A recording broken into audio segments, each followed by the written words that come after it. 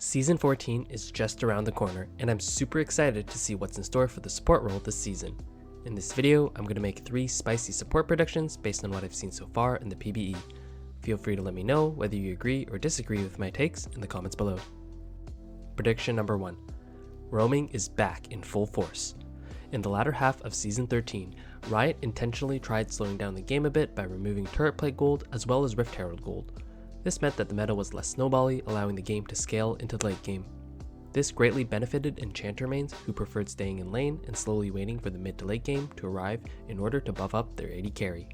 However, with the new map changes, there's a new shiny objective to take just 5 minutes into the game, called Void Grubs. It will be extremely important to secure these new Void monsters on the Rift, as killing these grubs will grant your team a buff that allows for faster turret taking. The more grubs you slay, the more Hunger of the Void stacks you earn. If you are able to secure at least 5 Void Grubs, you will also summon tiny Void Mites for additional attackers. Void Grubs means that early top lane fights are returning, and as a Maokai support main, I'm eagerly awaiting to reprise my role of becoming a strong secondary jungler. Hopefully, my ADC will be independent enough in the early game to fend for himself, as there is a new objective our team must secure. Additionally, to assist with early roams, there's even a cheaper version of Deadman's Plate for supports to purchase, called Trailblazer. This new item will allow supports to quickly roam around the map, applying pressure to any lane that needs help. Not only will Trailblazer allow for faster roams, but it also creates a 15% movement speed tailwind behind the item's user, meaning you and your jungler will never be late to an objective or team fight. Prediction number 2. Fewer AD bruiser mids and more mages in every game. Many strong bruiser items have been either removed or reworked, such as Gore Drinker, Divine Sunderer, or Spear of Shojin, and hopefully this means we can return back to the more traditional AP mage mids. As a Maokai support main, it can be difficult to gank bruisers since even if you can catch them, they can easily tank some damage and escape to safety. If the AD bruiser mids are fed, it can be even more annoying since they can easily 1v2 long enough for a jungler to arrive for assistance.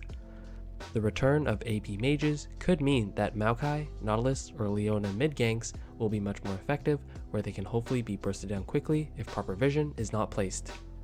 New and returning AP items are going to make mages much more popular this season. In the past season, most AP mages would often only have 2 main mythic items they could build, either Luden's Tempest or Liandry's Torment. But with the removal of mythic items, along with the introduction of new AP items, there's going to be a suitable AP item for the different subclasses of AP mages, whether you are a Burst Mage, Area Control Mage, Artillery Mage, High DPS Mage, or Enchanter Mage. All of the new AP items seem to fit very neatly with your preferred playstyle. First off, we have the new AP item Malignance, which will be amazing on AP champions that can spam their ultimate. For Enchanter mids, we have a new item called Crypto Bloom, which will create even more pockets of healing upon enemy death. And for Burst Mages, you will likely want to buy Storm Surge, which grants a movement speed buff upon dealing 35% of a champion's maximum health. I can't go over every single new AP item, but you get the idea. AP Mages should be very popular. So what does this all mean for support?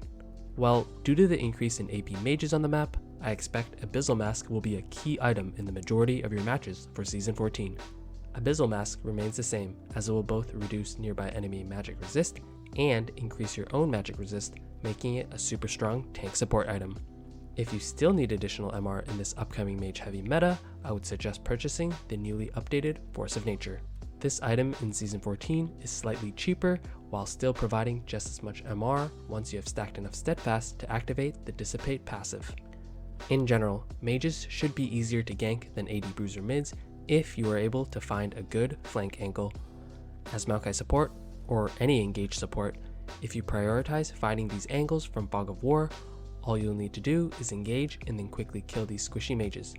A key tip here is to wait for them to waste a CC ability and then look for opportunities that make it difficult for the AP mages to escape.